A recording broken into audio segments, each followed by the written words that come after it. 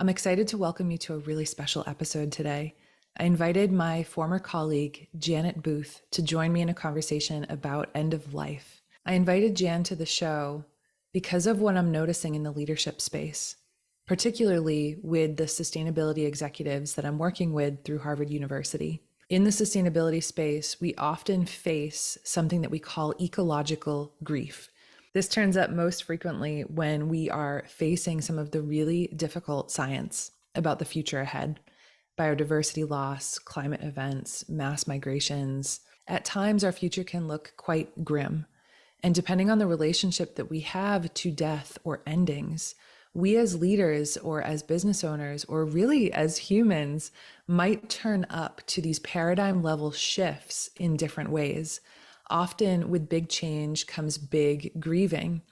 And what I learned from Jan inside this episode, which she will vastly expand for us today, is that there is a particular skill set that end of life doulas or palliative care nurses learn for how to be with end of life, how to hold sacred space for the grieving or the mourning process that is so human. We all go through this in many micro moments of loss all throughout our lives, but particularly in the face of these big changes, which include some level of systems collapse.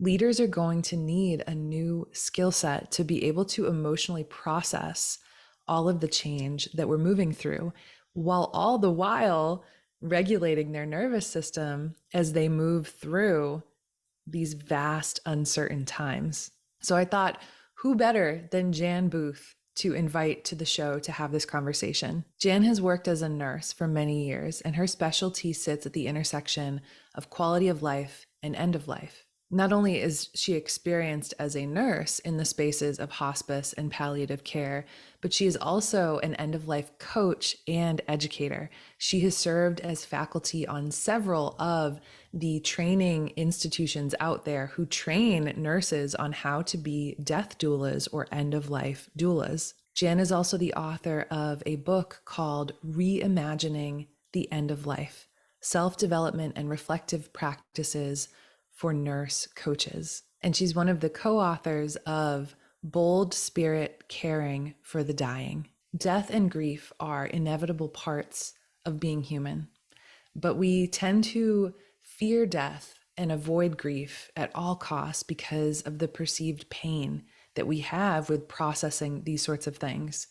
And I think this topic of learning how to grieve and be in the face of loss, even while we lead through vast change and the unknown, is so near and dear to my heart, because I have been that leader who has had to lay off an entire team and close the doors of an organization. I've been the leader who leaves a really challenging board meeting knowing that the decisions that were just made or the changes that are coming are going to deeply impact the organization, its people, its culture. And you know that you as the leader have to enact that and hold space for the emotional processing and the grieving within the team that comes with letting go of what was and stepping into something new and unknown, which tends to feel scary. And I've also been the entrepreneur. I've seen many of my own entrepreneurial endeavors come and go, be born and die through me. And as a business coach and mentor to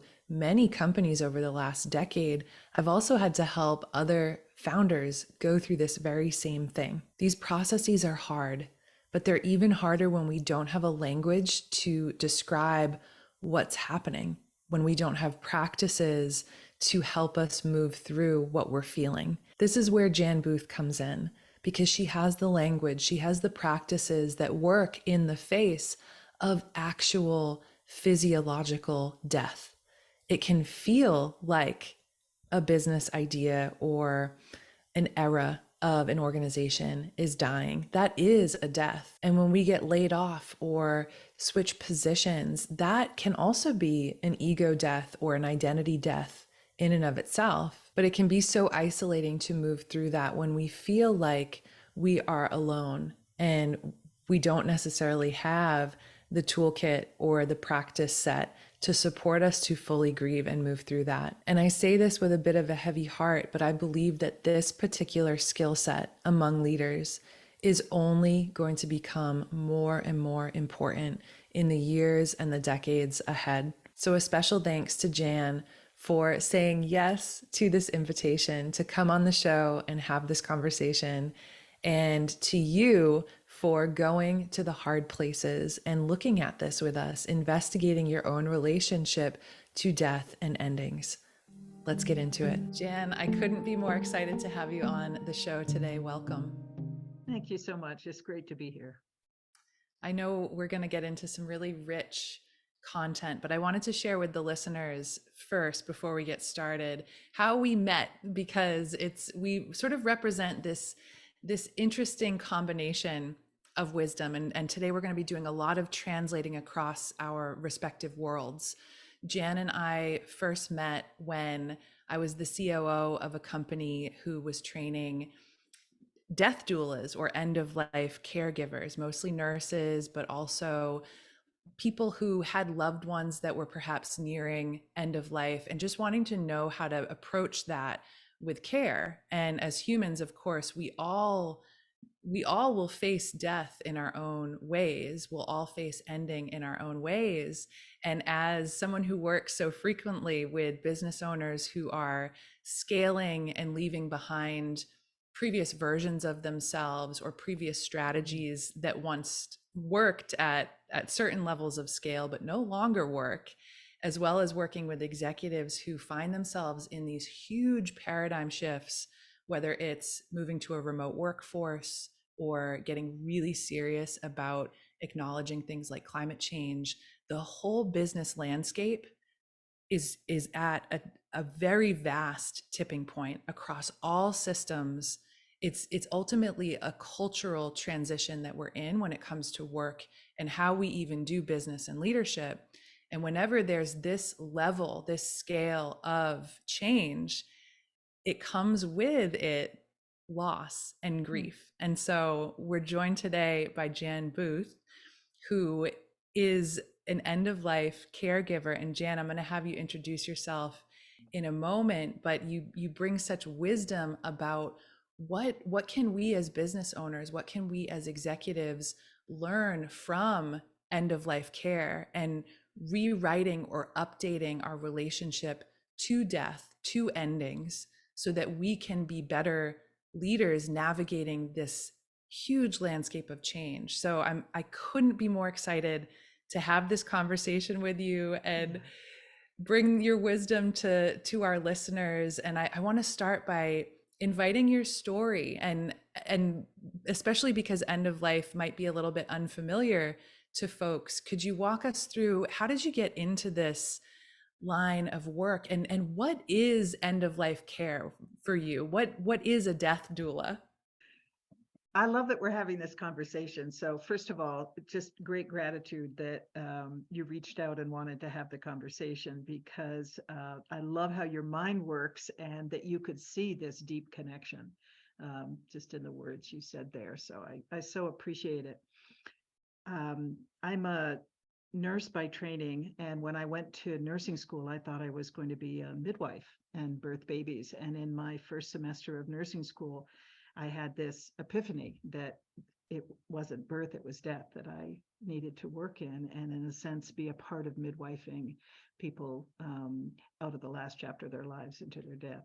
And so I was a hospice nurse at the bedside for many years and learned incredible skills there and learned so much about people and about humanity. And I also learned that the great majority of families came completely unprepared for what was happening, without experience, with a lot of fear, with a lot of resistance to being in hospice, with a sense of being blindsided. And I saw this so often, and it was a real contrast to my understanding of the human tasks and development of being a human, stages of development, and why were so many people completely unprepared for what every one of us will do. And after a number of years of working a hospice bedside and then also in an oncology center as a palliative care nurse, I decided to listen to this voice that was calling me away from the bedside and more out into the community. And so I took a deeper dive into this whole concept of conscious dying. This was a time in around the mid 90s. I'd been a hospice nurse about 10 years at that point. And this was kind of new to me, this whole area of conscious dying, where people who were seeing the potential for death and dying, grief and loss to be approached in a very different way. And I was really drawn to that and learned a lot through that time. Went to grad school a little bit unexpectedly because I was so curious about following this kind of path of conscious dying out of my bedrock of having been a hospice nurse. I started to see that there were new models. This is around at this point in 2014, 2015, I started to see more new models emerging, things like death doulas and death cafes where people went to talk about death, and a desire for more people to be buried in a green burial, just the body in the ground, and many other models that were emerging. To me, what I was seeing was emerging in a response to how we have lost the thread of death within community and death as a natural part of life. So I studied the cultural transformation that I saw happening in end-of-life care. And particularly, I wrote a book during that time for nurses to help nurses have more of a voice and opening up the conversation about death and dying. So I just kept following that thread out of grad school to see who were the disruptors, what was happening, why was it happening.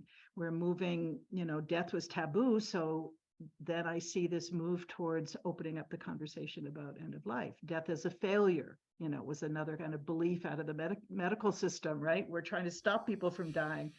So death is failure. Then to the shift that I saw happening, new models that are saying death is a purposeful, meaningful stage of human development. And particularly, I'm talking slow death. Sudden death, it's hard to feel that with sudden death.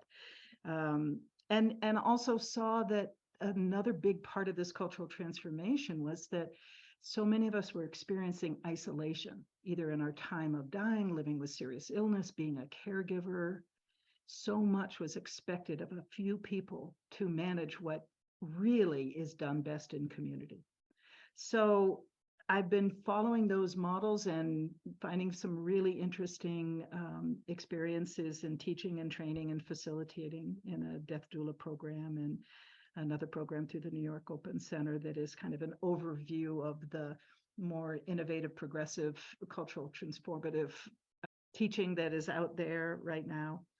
And that's sort of where I've landed at this point and where you and I intersected, which is what can we learn from the wisdom of being with death in a different way, being with grief in a different way, and how can we apply it to all parts of our life? So I think that's probably enough about how I got to where I am. And of course, along the way, I will just add that I've gotten older. I've gone through caregiving and grief and loss of my own and change and come to understand as a person the power of these practices for death. Some people say we have 10,000 losses in a lifetime. And how do we navigate that? And so learning about that and practicing that in my own life, learning about grief and the value and the wisdom of the grief process. And so I'm doing a lot of work in different ways to open up this conversation so that hopefully people see something more than pain and sorrow. Absolutely. See possibilities for what this conversation, how this conversation can impact all parts of our life. Yeah, absolutely. I definitely want to circle back to what you said about practicing for death in a moment, but I want to highlight a couple of things that really jumped out in what you shared. You talked about how some of these things are best done in community, and this aspect of isolation making it even more difficult in Mm, ways. And I think in the business world, whether whether we are facing massive layoffs or losing a job or transitioning to a new role, often the pace of productivity, or the pace of making profit, is so fast. There's no mm, time, there's no spaciousness to actually process our emotions in these big changes. And unless you have a team who can really catch you and create those micro moments mhm, to process these big changes together, I think often we're left with having to cope with that on our own in isolation, mhm, and turning to unhealthy coping mechanisms like right, alcohol or overeating or numbing out through TV, all mhm, of these things. And I think one thing I'm realizing in real time in receiving you is just how much our ability to metabolize grief mm, impacts our health in every areas of life, whether it's our mm, physical health and also our relationships. Coming back to this community bit that you mentioned, it's mm, if I'm feeling alone and I'm grieving the loss of who I once was as an executive who just got got kind of pulled out of an organization or was forced to step down, as also happens sometimes. mm, Not only am I losing that self identity, if my self-worth is wrapped up in who I think I am at work, or mhm, the success that I've been able to generate in that particular context, now I'm faced with failure. and mm, and that was a word you used as well, like seeing mhm, death as failure in our mhm, society. And in business, this is also very taboo, in a sense of we try mm, so hard not to fail. We push ourselves beyond what's healthy to right, grow our companies into perpetuity, to mhm, push ourselves to be productive even when the body is desperately begging us for rest, mhm, replenishment, regeneration. And we can get into such a depleted state mhm, of burnout in that sense. So what I'm hearing in what you're mhm, saying is that by forming a new relationship to change or to death, we can become better change agents effectively, and have more space, not only for ourselves and our own health, our relationships, but also to have the space to run healthy teams. right, So I'm curious what you've mhm, seen and how you relate to how most people are relating to death, and what mhm. can we learn from end of life to evolve our own relationships to change and death, so that we ourselves can be healthier and more connected to one another. One of the things that helps me is to put a question like that or a exploration in context. So it's relatively recent, really in the last 60, 80 years, that we've had this understanding of death as a failure and death as taboo conversation. Um, Not that we were all heavily enlightened in the past, but our culture looked different. And we lived more in smaller communities, and there was not the option. Most people died of infections and injuries, and most people had multi generations nearby or living together. And so we witnessed dying and diminishment and illness and grief in very different ways. And of course, there are just a myriad of ways that people can go through this, because there's the whole cultural piece of how we navigate death and grief and loss. But it's relatively recent that death has been such a taboo conversation, and one where it's seen as failure, and we're doing everything we can to stop it. So we're having to relearn some things, like, how does the body die? What's the intelligence of the dying process? How do we support that and not fight it? What does it mean to allow a body to die naturally in 2023 when we have so many ways to stop it? And I would say the same about grief. We're having to sort of learn in modern times how to live with the complexity, the uncertainty of grief, and to have some way of understanding the dark night of the soul. And I use soul purposely because I think in many ways, even though it's hard to talk about soul maybe in the workplace, but I think one of the reasons that these cultural disruptors are emerging is because we've lost some of the track of this more soulful way of being in the world, which is to me part of our humanity. And so soul time is slow time. And, moving at the speed of soul, as some people say, is very slow. And it couldn't be further from what you're talking about in the modern work life, right? And that's only those timelines are only getting shorter. When you look at the average lifespan of a business now compared to what it was before.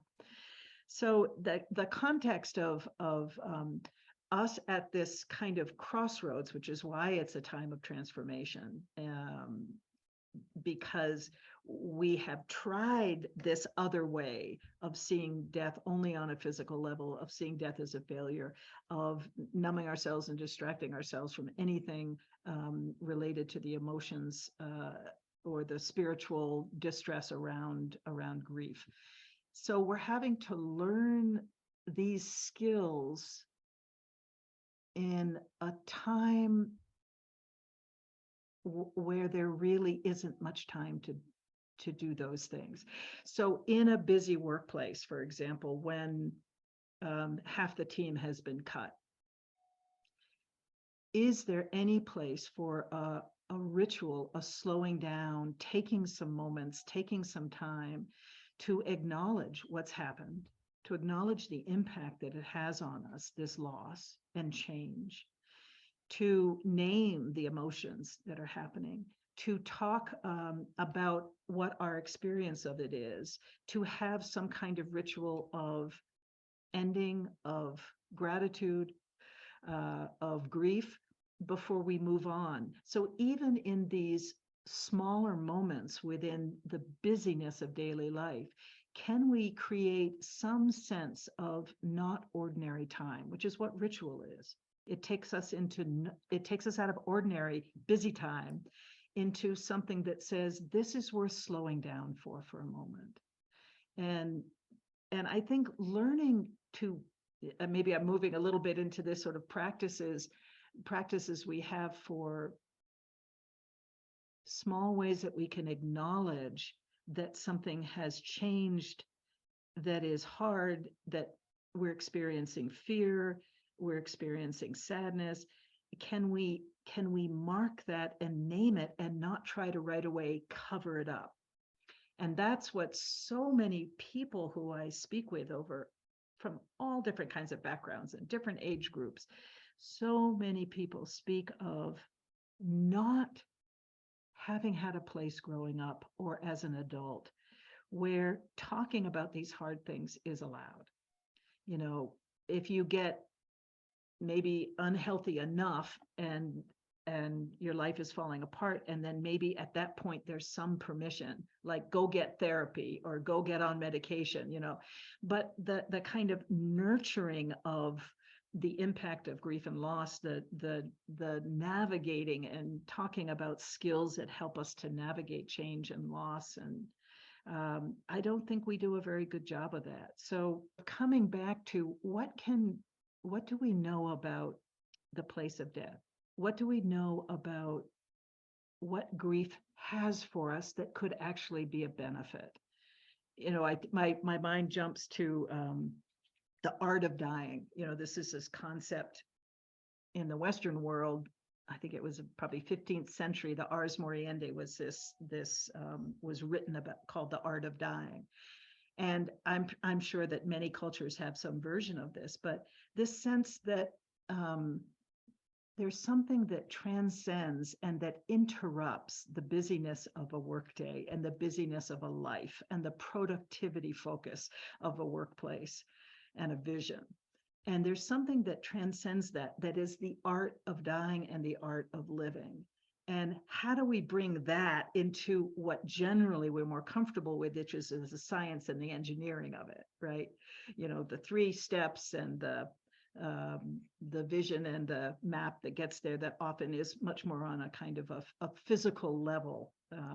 And I think there's a real interesting parallel in what has happened, you know, what is emerging in the culture as a reaction to the biomedical model of dying that is so prevalent in healthcare.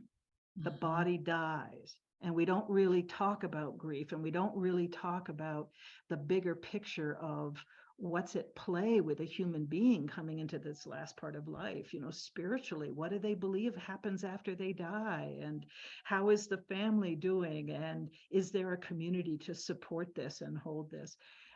We talk much more about keeping the body alive and not dying, and all the ways we can do that. And I think there's a parallel also in other parts of our life where we aren't sure what to do with this whole idea of the art of living, Mm. which is Oh, quality of living, right? A quality right. of living, a quality of a work life, a quality of a community within a workplace. Yeah. And how do we talk about that in a different way? Yeah.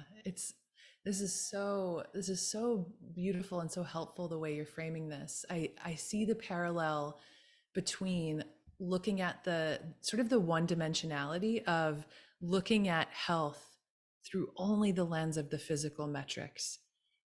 It's just one dimension. It's like we're missing so much of our humanity when we We only are. measure that.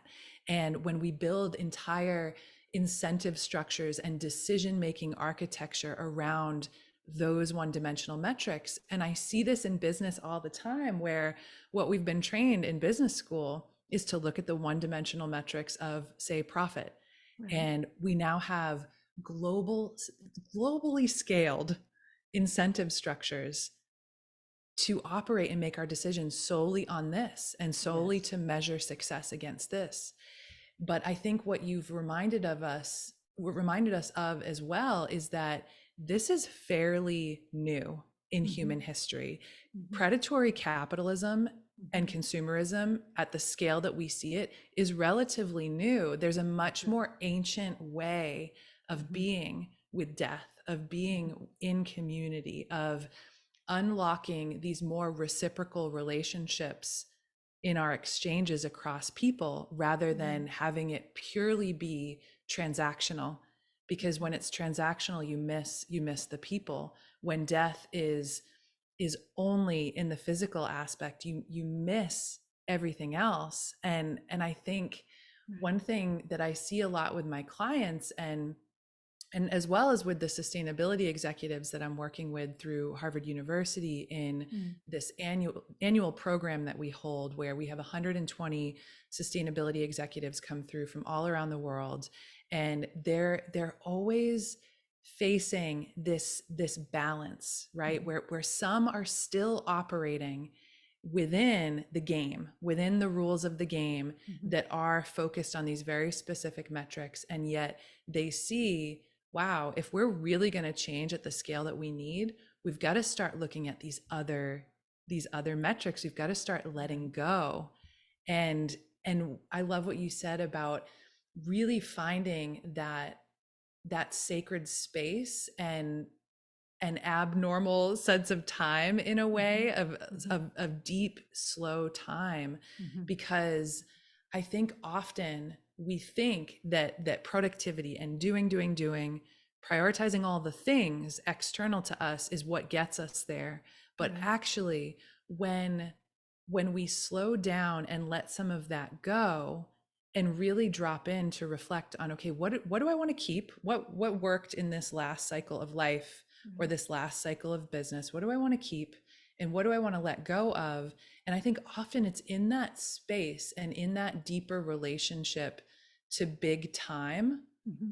or non-time, if you Right. will, where Right. some of the biggest insights come, where maybe we're dropping into a deeper truth, connecting to our why, connecting to our That's right. purpose.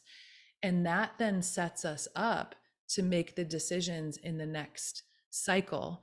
And I see this a lot in clients where one of the things that I help business owners, one lens that we look through is actually through the lens of cycle syncing for any Mm, business owners who menstruate.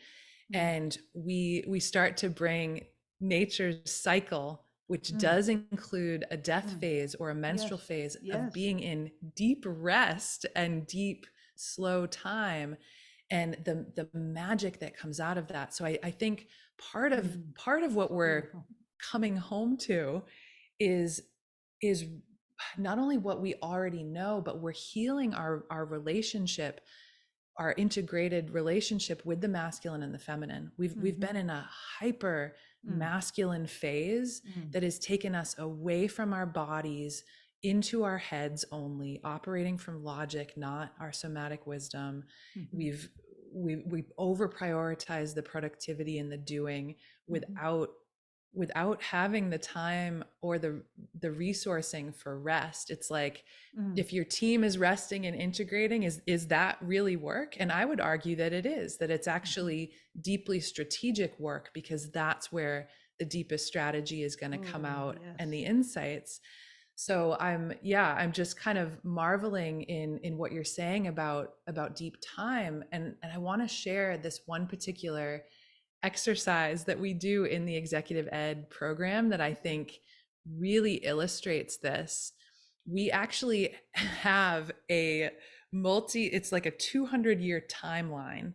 And now that we're 100% virtual because of COVID, we do this on a virtual whiteboard, Mm-hmm. and people place a dot on the timeline of where they think their life will end.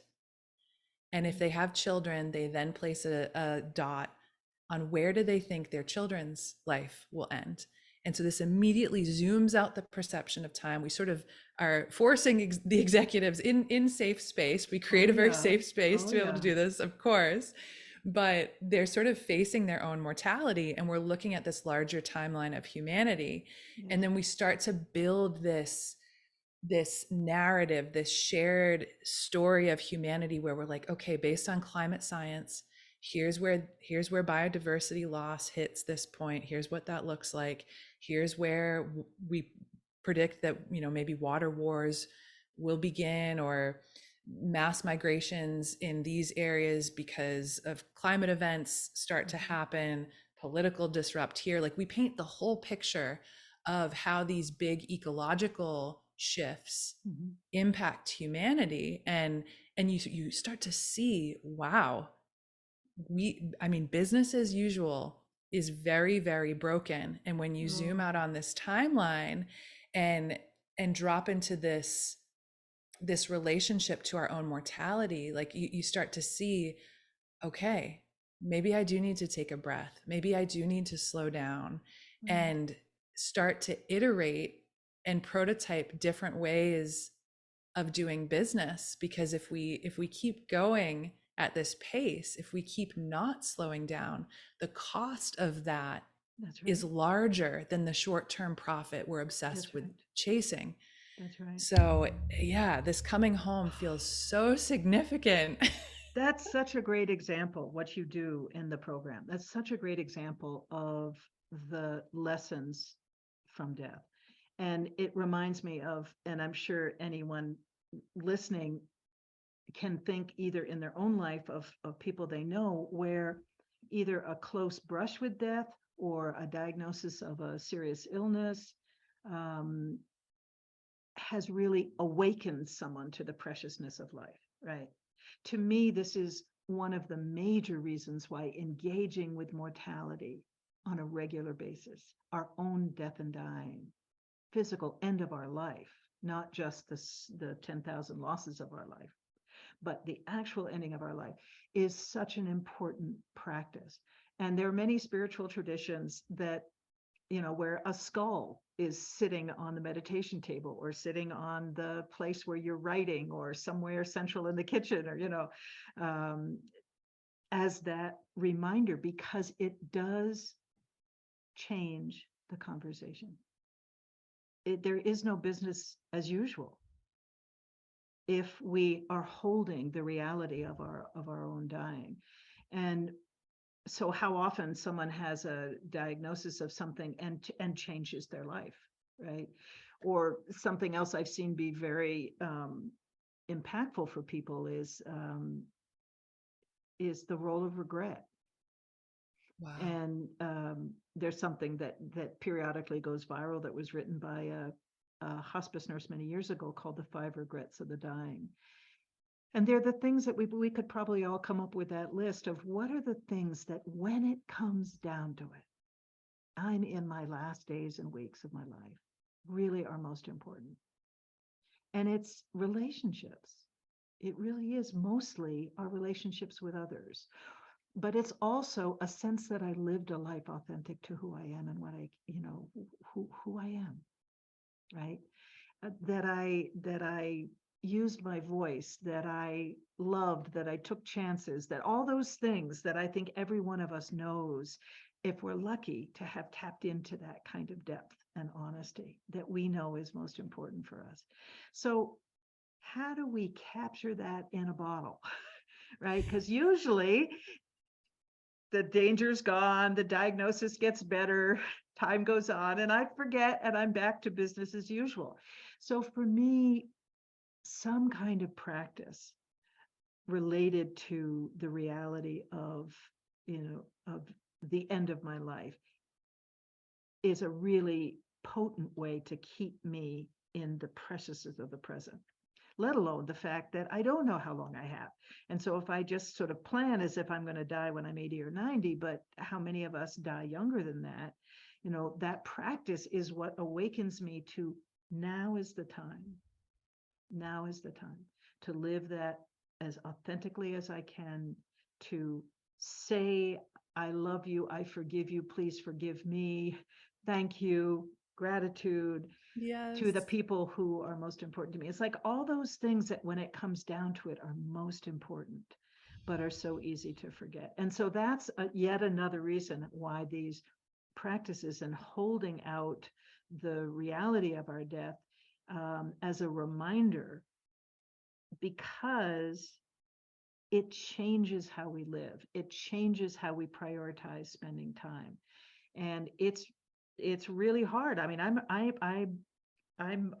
not 24/7, but if you'd ask my husband, he'd say it's almost 24/7. I'm so immersed in this conversation because it really feeds me and fills me. But also, I'm only half joking when I say this, I think one of the reasons why I'm so involved in it is because I need even more reminders than other people about how precious life is.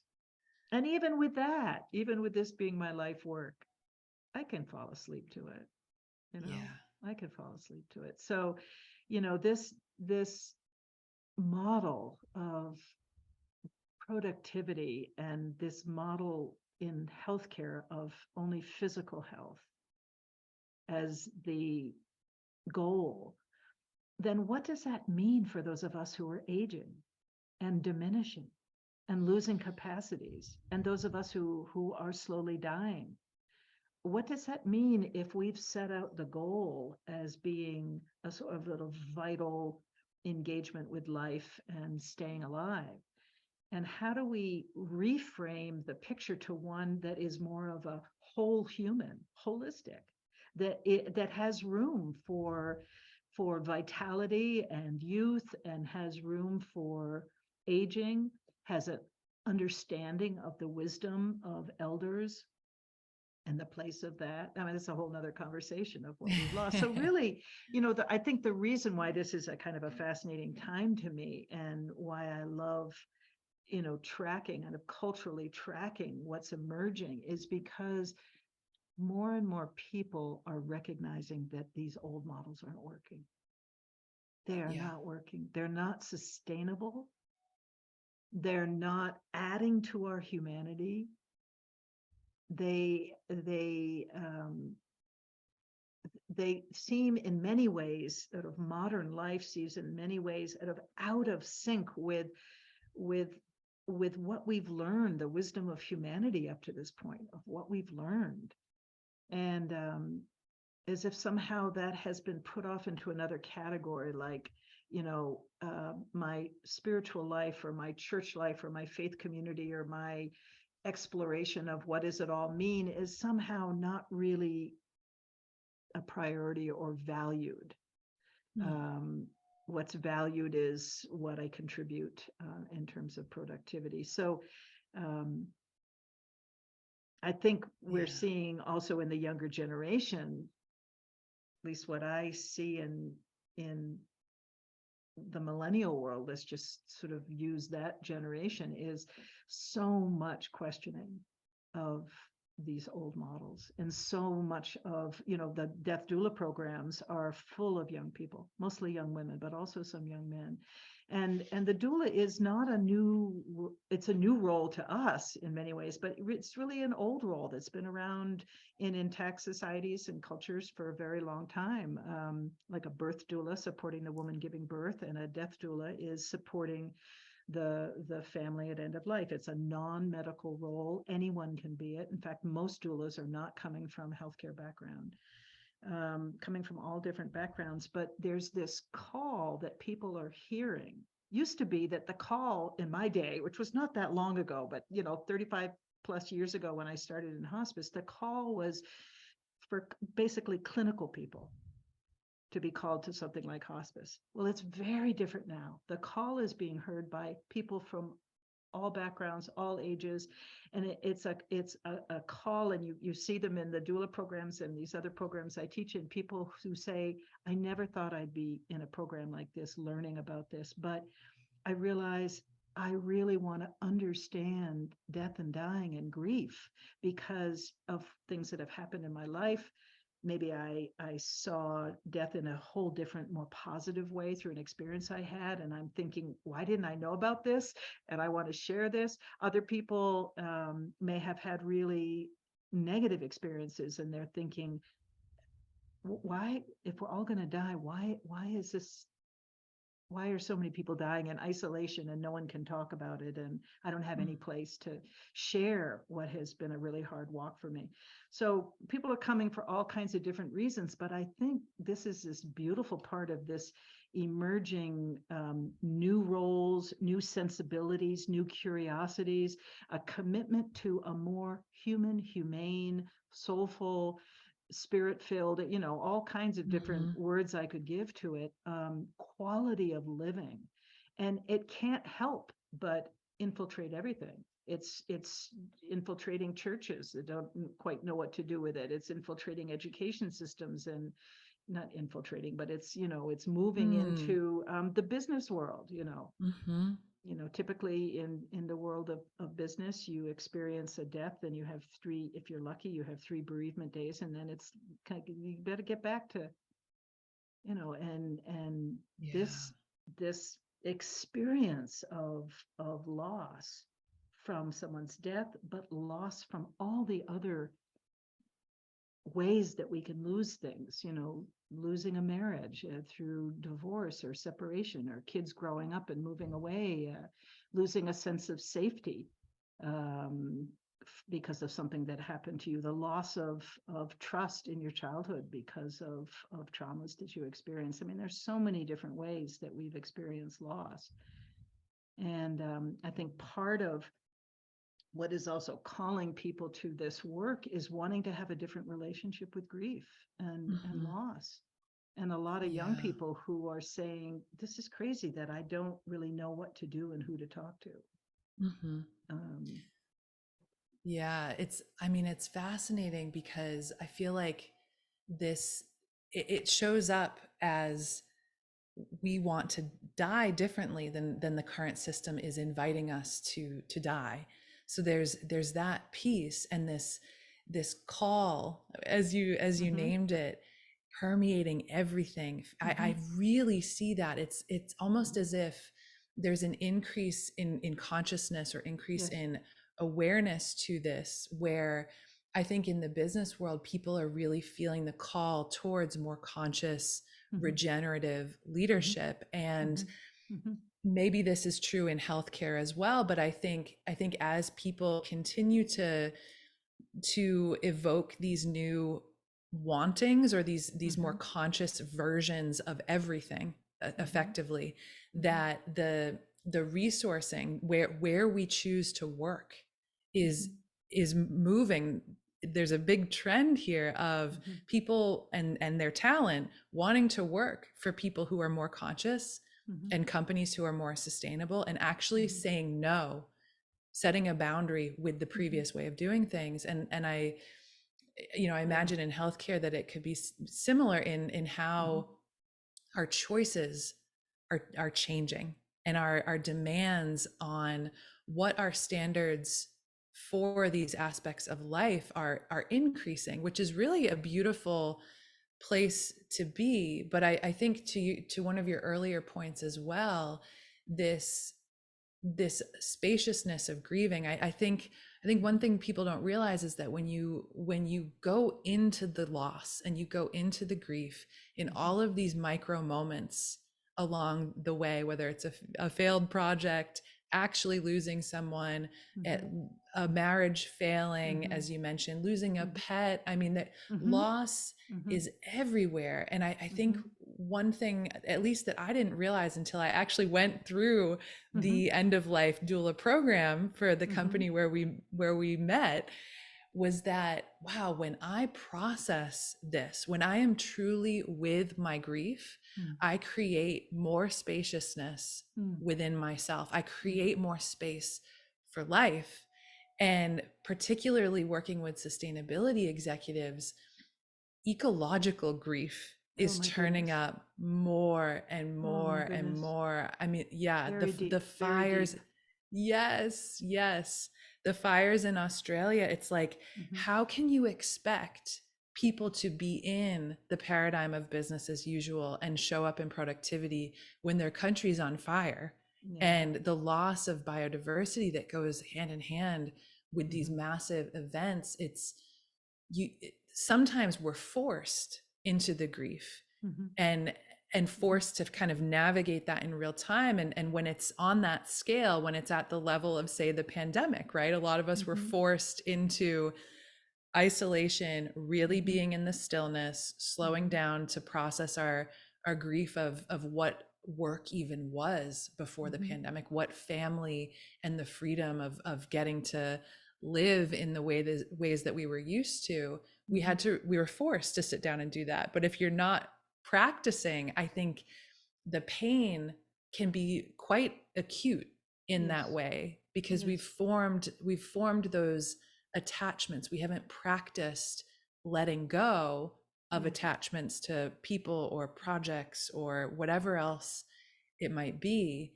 So continuing to see so many parallels across That's our right. worlds here. That's right. And that really it really struck me when you said that about, the accumulated grief that so many of us are carrying, and for coming from all kinds of different directions, and being expected to do business as usual. We need a different set of skills. Just like as we came into the computer age, we needed a whole different set of skills than the ones we'd had, right? And whole new roles were created and new ways of learning and all of that.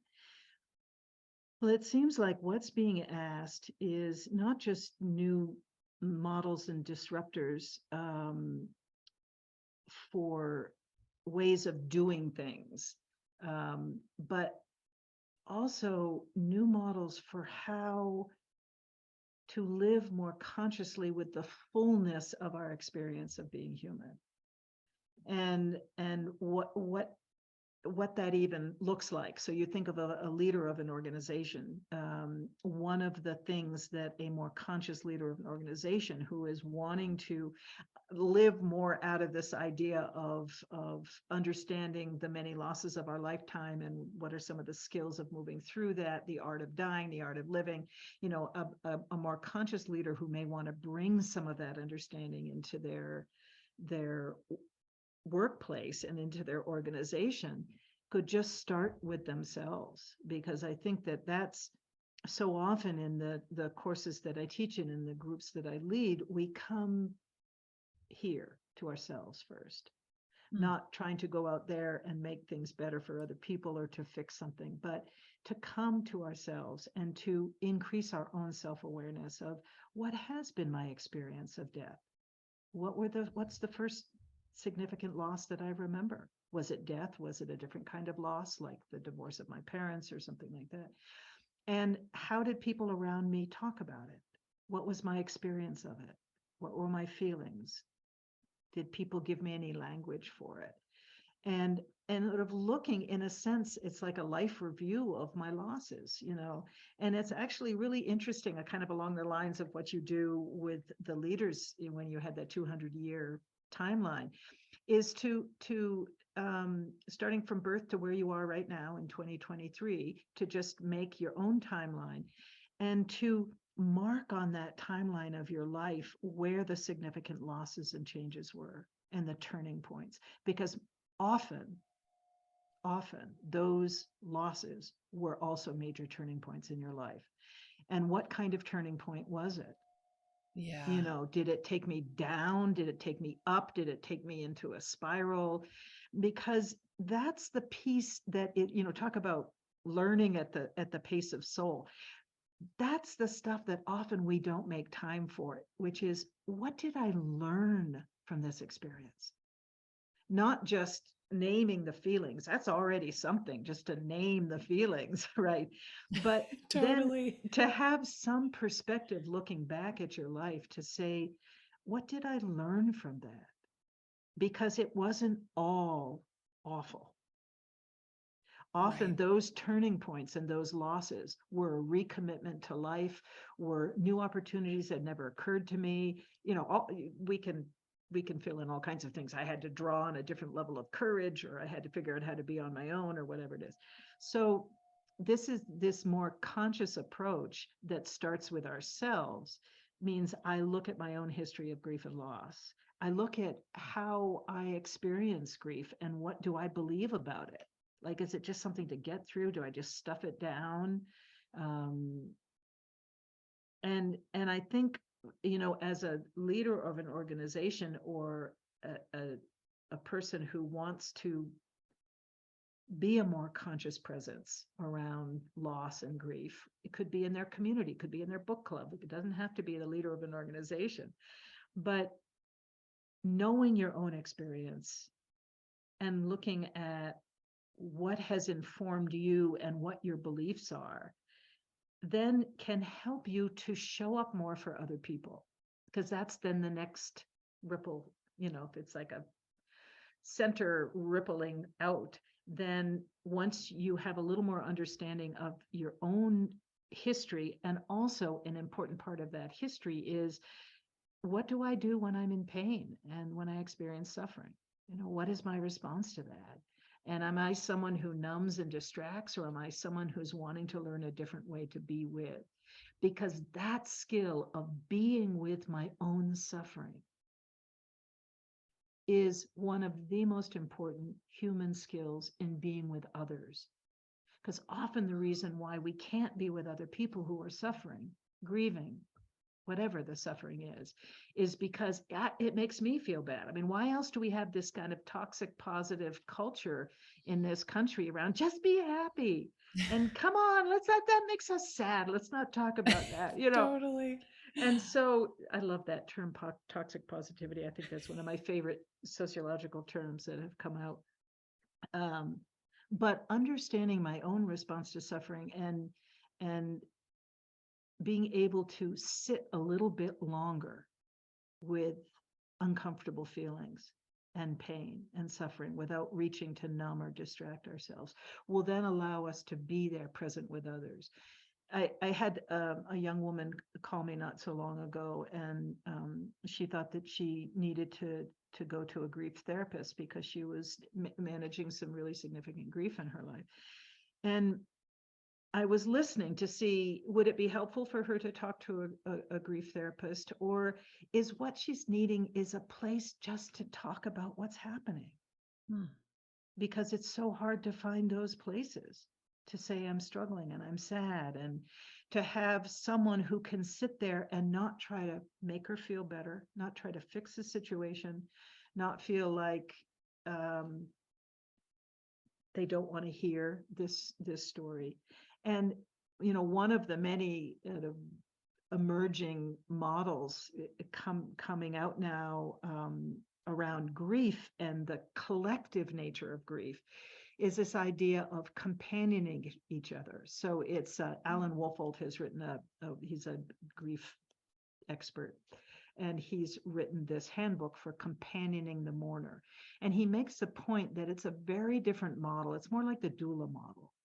It's a very different model than professionalizing or pathologizing grief, where you have to go to someone who is a healthcare provider to talk about your grief. What if, for most of us who are not going to experience more complicated grief, so I'm not talking about that maybe 10% of people whose grief is truly complicated enough that someone who really has some expertise with it will be really helpful. But for the most of us, what does it mean to develop a different relationship to our own suffering so that I can show up for you and not need to do anything more than hold space, create this out of ordinary time together where you feel that I am there able to just hear whatever you need to say. Mm-hmm. And so whoever we are, developing those skills, doing the life review of our own griefs and losses to understand what it is we're carrying, what have been our beliefs and experiences around grief, developing our own capacities to be with the discomfort and the uncertainty and sad feelings, so that we can then be there more for other people, so that they can have places where they can talk about this and move through it. It's that metabolizing, not just individually, but collectively. We're metabolizing. And what that does is it normalizes it. And that's so much of what's happening now in my work, and many of us who are in this maybe more progressive, conscious end of life world, or whatever we call it, of a lot of new models, is that we're normalizing this. We're taking it out of taboo land, and we're saying it's not easy to be a human being. There's a lot involved in it. There is. And where do we learn these things? Where are the schools for these kinds of life skills and this kind of literacy? And the more we can do that for ourselves and for each other, we are contributing to this transformation of how we live with loss, how we prioritize our own art of living, and how we're going to navigate the art of our dying. And leaders of organizations who can model that and be that for others are going to start seeing their own organizations more as a living being, if they haven't already, and then able to see within their organization the beginning, the middle, the endings, and feel. It doesn't mean they may not feel grief at the loss of jobs or the loss of what I'd hoped would be a 20-year run for this startup, and it ends up it's going to be a 2-year run, but that perspective, that bigger perspective, and that ability to hold some of these harder things translates into seeing changes within our organizations differently, and seeing, oh, this is dying off. I don't have to just be afraid of it. Oh, we're sad about this not working out. We don't have to just stuff that sadness and not talk about it. So really what we're talking about is, how does a leader of an organization or a leader within a community, and I mean by leader in a community, anybody who is choosing to lead in this more human conscious way, how do we develop these qualities and have vocabulary for things like well-being and wisdom and healing? How does that become more and more woven into how we live our lives? And so I come back and forth all the time between this big picture and what it looks like in the everyday process of living. Incredible. Oh my goodness. Jan, organizations as living beings, that in and of itself, there's so many profound things in what you just said there, but that is really sitting in a deep place for me as Mm, we mm, recalibrate our relationship to nature's systems and look to mm. regenerative business models. It's yeah, the organizations are systems of humans, and we are That's right. living beings, so anything we create is is alive and can have a lifespan. That's And right. as you said, maybe a startup dies sooner than we That's thought. right. Can we be okay with that? And I think with, especially with the context that we find ourselves in now, there's this term in the business space, VUCA, VUCA, volatile, uncertain, complex, and ambiguous. And that these are Oh, the life. qualities. Yeah, exactly. Life, yes. Oh, wow. Yeah, and that is turning up, like, not only are the cycles of creation and the big technological cycles accelerating, but the normalized context that we're in Yeah. is far more uncertain and ambiguous. So it is a different skill set to Yes. lead Yes. through ambiguity and uncertainty. It just is. And I That's think right. the veil was ripped off of our eyes in many ways because in the pandemic of, Yeah. wow, things are not as stable as we tell Yeah. ourselves they are. This is, we don't know. We don't know. And I think having the skill set to be in healthy relationship to that, and knowing Mm, that anyone can do that, because you're also highlighting that by starting with this self practice, mm, this self leadership essentially is accessible to anyone. We mhm. are all leaders of our own lives in some way because Yes. of the values and principles and the integrity that we show up in, and the choices that we make, and how Yes. we Yes. relate to one another. So this skill set of really knowing ourselves and coming back to what our bodies already know. It's like I remember That's from the beautiful. program, thank Yes. you, you all would always say that the body knows how to die That's if you right. just let it do its natural process. And I think when you get humans together in the face of their pain, in the face of their suffering, we know Hmm. how to be compassionate with one Yes, we another. do. We We do. just need the spaces to do that, as you're That's right. highlighting. So That's right. yeah, i'm Yeah. I'm Oh, I'm blown so away. intrigued by the VUCA. It's like,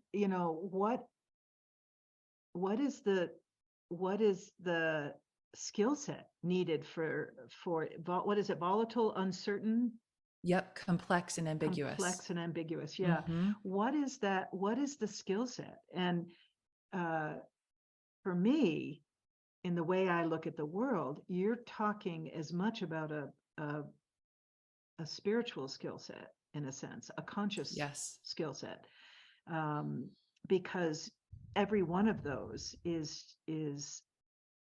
present in the dark night of the soul.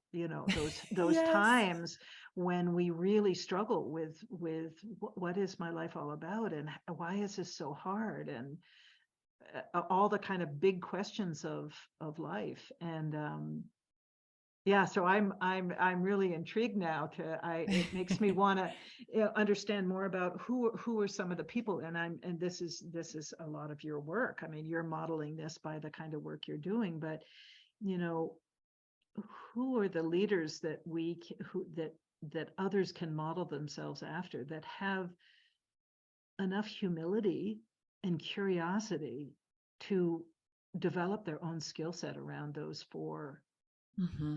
tricky adjectives that you described. Um, and Yeah. what's interesting is that, just as in our whole life, you know, we leave a legacy at the end of our life, whether we want to or not. And we can more consciously craft that legacy or not, right? And this is some Yeah. of the work that doulas do. Doulas accompany people in all kinds of different ways and help them to understand the landscape at end of life. just in parentheses here, some people listening may not realize that even though most of us will die slowly over months and sometimes years, the average amount of time that someone stays in a hospice program is only a couple of weeks. Our denial, our cultural collusion around we're trying to stop dying when the body is dying, is so profound that even referrals to hospice are often at the last minute. So one of the reasons the doula role has emerged is because we have weeks and months and sometimes longer where we're experiencing very significant diminishment and losses after losses of who we were and what life was, and increases in caregiving needs on the people who are caring for us. And there isn't really a societal support there. There is once you get into hospice, but not before. So doulas are one of the many roles that are people coming in to say, in a sense, how can I support you to live the last part of your life, however long it is, the way that you want to? And one of the things that doulas can have a really important impact on a person and their family is to help leave a kind of legacy, something that if you wait till the last minute, people often don't have the energy for or the thinking for. So a leader of an organization, or particularly of an organization that is struggling and dying, is also going to leave a legacy with all the people that work there by how that leader manages, navigates, holds space for the dying and the transformation and even the opportunities. And that's part of the legacy. We leave a legacy all the time. It doesn't have to just be at the end of our physical life. How we navigate losses and how wholeheartedly we show up in our lives is part of the legacy we leave behind.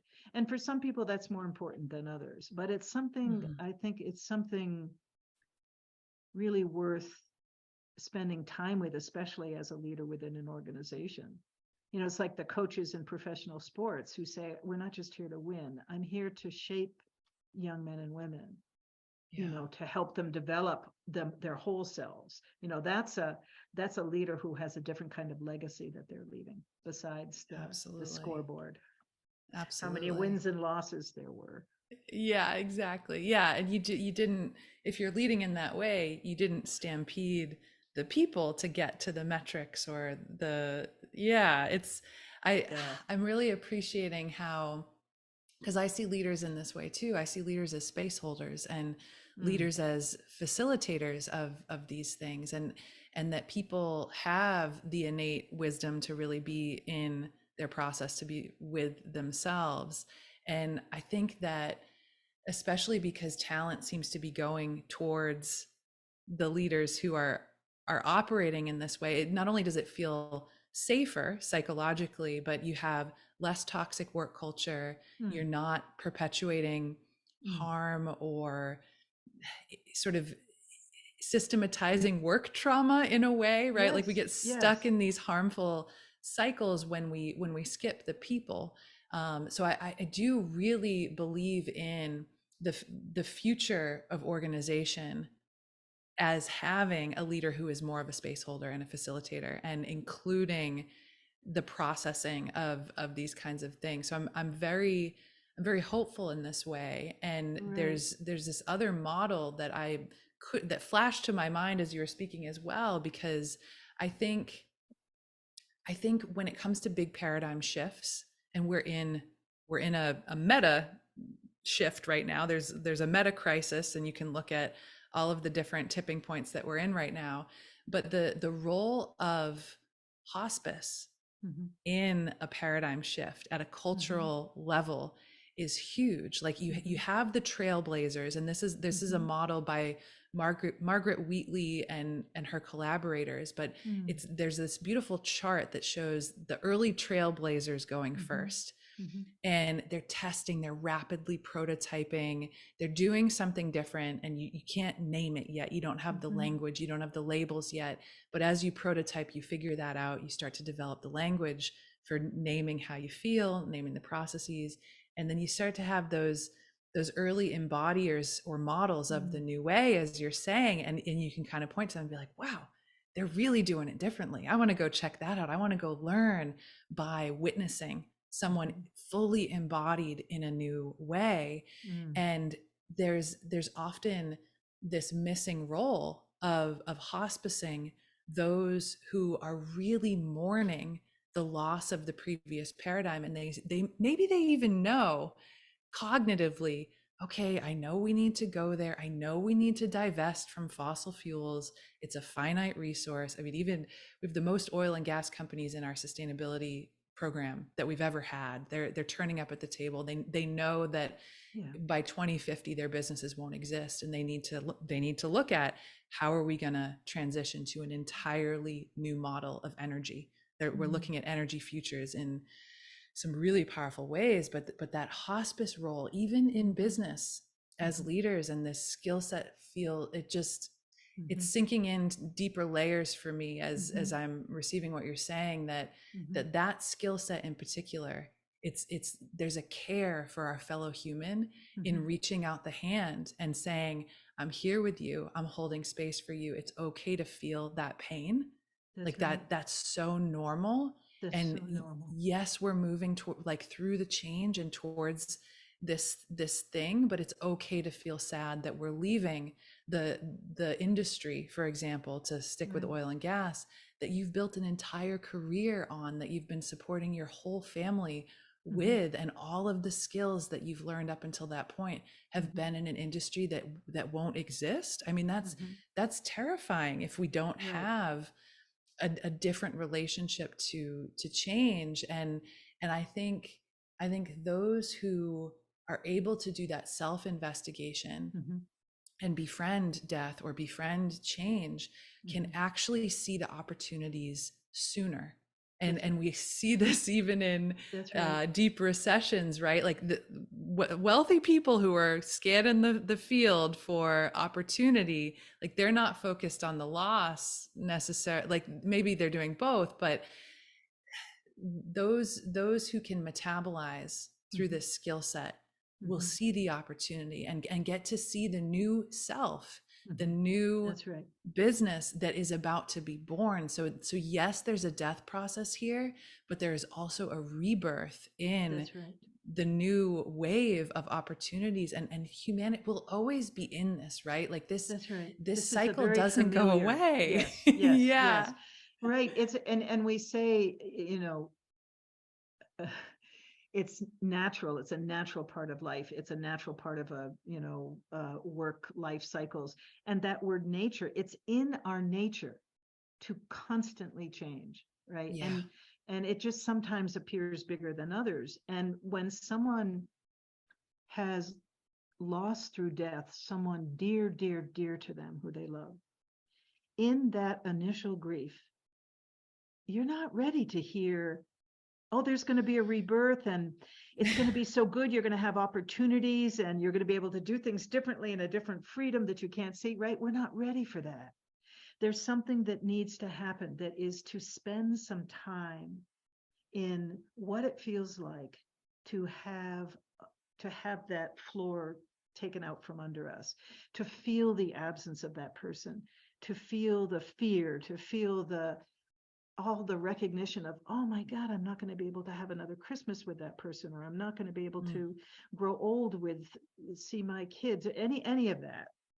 So there, these natural cycles all have little micro phases, right?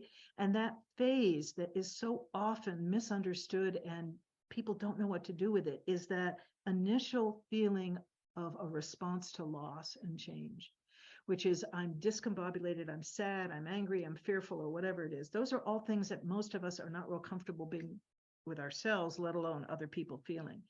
But if we can do just like you're saying, which is to make some time, take some time to name it, to normalize it, to sit with it, Mm. My experience of organizations going through change, when we give voice to that, I know this is hard. Let's just talk about whatever the loss is. We move through the change faster We do. because we've acknowledged, and people want to be seen, we want to be heard, we want to be able to be real, right? And you can't skip through this part of a loss without some repercussions. So I really appreciate how you're naming that as part of that cycle of transformation that then does, if we're fortunate, lead into a new opportunity. People do. I mean, humans are amazing, amazingly resilient. And a Yes. loss you can't imagine, you live through. Most of us do. Not all of us survive traumatic loss or very heavy, deep loss, but most of us do. And we need some time. And it really helps to have people with skillful means be able to be with us in that and see what is happening, and to hold that picture, not to hurry people up to the opportunity part and to the healing part, but to still hold that picture. Yeah. Because it's part of what allows me to be able to sit with someone in deep suffering, is that I know I don't know what it looks like, but I have a sense of what happens in the healing process for humans, that there will be a new normal. And so I do hold that whole picture when I'm sitting with someone. I'm not just holding the pain. Right. But I can't go too fast. I can't hurry people through, or this another wonderful new sociological term called spiritual bypassing, which, is like hurrying people too quickly to the wisdom that we're not Yes. ready for. Yeah. Yeah. And so yeah, so this is just a really interesting skill set that most of us don't think about, of how to be with grief and loss, and why it matters, and why it could make a difference for a leader of an organization, why it could make a difference to do that for myself.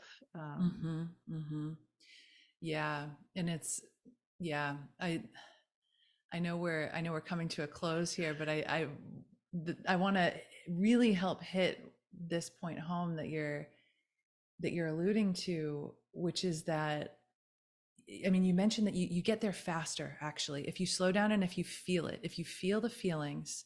It's counterintuitive, It is because counterintuitive. we might have the impulse to suppress it, but it's actually faster to move cyclically through this than it is to plow ahead. And when we're not suppressing, when we're instead feeling our feelings and holding the space for this collaboratively, compassionately with one another, Yeah. then you're also not having those like big bursts of, say, repressed anger showing up Right. and creating toxic work culture, or forcing yourself to march towards a direction that might not actually be in alignment for you, because you're too afraid to feel the thing. You're avoiding the suffering. And a friend recently shared this metaphor with me that there's a video out there on YouTube called "Be Like the Bison."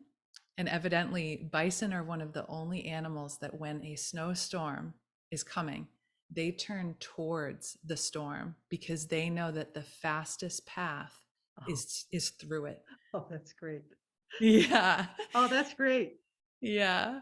So I've been sitting with that. So Jen, what I really am hearing in what you're saying is that it might be counterintuitive to build these skill sets, but it is actually strategic, but because we get there faster and we get to a more aligned point than we might have otherwise, because we're not living in that distortion or in that avoidance or in that fear or distraction. It's a much clearer reality that we're actually, that's our whole humanness. So that's I just, and that's what I think, it's like it can be, when you say you get there faster, which is I think what I said also, it's not chronological time, I don't think. I think Agreed. what we're getting to faster is the clarity you just referred to, is less encumbered with this collected um, layers of grief, that if we are just like soldiering on and not dealing with our feelings, we have this accumulated grief over a lifetime. And that's what we're dragging with us. So you could get Yes. faster in chronological time there, but the you that is getting there is more burdened, is less clear, is less able to show up for yourself and for others. So initially, that may look like, oh, that's good, you got there faster. But the you that's there is not a very whole person. Yeah. And we can cover a lot of this for a long time. You know, we're amazingly resilient. But at some point, this habit and pattern of shoving down hard feelings and not dealing with them is going to kick us in the butt. And most of us have all kinds of, if you've lived long enough, you've have experiences in your own life where you see that's true. And it is counterintuitive, particularly in our North American culture that does not Yes. value this kind of work. Yeah, that's an important distinction. Yeah. Yeah. And so in that sense, it is counterintuitive. Why would I go into pain? And that's one of the number one reasons in my working with people at end of life, or people living with grief, feeling grief. The number one reason why people don't want to do this investigation, exploration work, whatever you want to call it, of grief work, is because of this belief that if I go there, I'm never getting out. And that is such a strong cultural myth.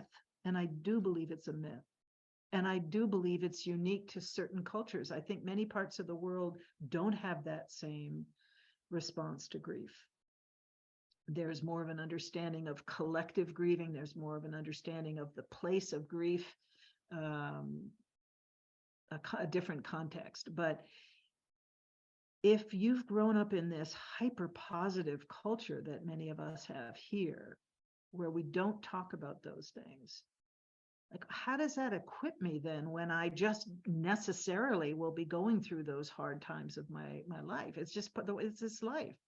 How am I equipped to deal with the harder emotions? And so this cultural belief that don't go there because that's a dangerous place, Right. you won't get out of it. The counterintuitive part is that, you know, it's like in the fairy tale, the dark forest, you know, that in the hero's journey, it's through the dark forest that I get to the other side. Now, all kinds of stuff happens in that dark forest. So let's not pretend like it's just all comfortable. Right. It can rock your world. Yeah. It takes us right up to some of the hardest parts. But at least to me and my understanding of what it means to be human, that's part of the deal. That's part of the deal. And I want to, even if it's uncomfortable, to as much as I can muster, I want to know that world more. I want to know the landscape of uncertainty and fear. I want to ask myself questions of what do I believe happens when I die? I want to know more about grief and loss, and what it means to metabolize grief and get the benefit, nourishment from it, and get rid of the toxic part I don't need, you know, just like we metabolize food. I want to know that because it seems pretty central to peace of mind, peace of heart, understanding of my meaning and purpose here. I don't see a way into all those good things, you know, like peace of mind and peace of heart and a sense that I'm living in alignment and I have a purpose. I don't know how to live in that world without having to repeatedly, apparently, because we experience so many losses, you know. And the other piece of that to me is so interesting is that not only do these practices of loss and grief help me to stay more and more in that those places of well-being and spiritual rest and alignment, but they're also beautiful practices for the actual end of my life, physical end of my life, which Yeah. still, even though I've been around it all these years, can shake me to my core sometimes when I think Mm-hmm. about it. Mm-hmm. I may have normalized a conversation and have more deeper understanding of the natural order of things and how the body dies. But when it's my time, I don't want my deathbed to be the place where I first engage with all these deep things. Yeah. So it serves us in the now, and it will serve us in the then to live these practices and to Yeah. talk about it with people and to normalize the talking of it. Yeah. Beautifully said. Wow. Jan, I can think of no better place to perhaps end than to leave folks with that the practice of death, Mm. it is so serving Mm. in that way. And I just, from the bottom of my heart, thank you so much Mm. for bringing your wisdom, the wisdom of your world and the work that you do, Mm. intersecting it, processing this together so that we could Mm-hmm. sort of co-translate this Beautiful. into this other world of business. I'm so appreciative. The Mm. wisdom from your world helps serve the Mm. business world so much, especially at Mm. these times. So thank you Right. Wonderful. for being here. Well, thank you for seeing that intersection in your own envisioning and your willingness to go there. And I want to say, great gratitude to this conversation and great gratitude for all the people who have been teachers for me in all these years. Wisdom teachers, people who through their lives and their legacy of how they lived and died have taught me. I have great gratitude for what that has brought to me. And so beautiful to be able to share it with you in this conversation. Thank you. Yes. Thank you so much. If you found this video valuable, please be sure to like, subscribe to the channel, and head to livingleaders.org to hop on the Living Leaders newsletter, where we are always sending out new tools, templates, and practices to deepen your conscious leadership practice. And if you have a bit of time to continue to do that today, I highly recommend that you check out this video next.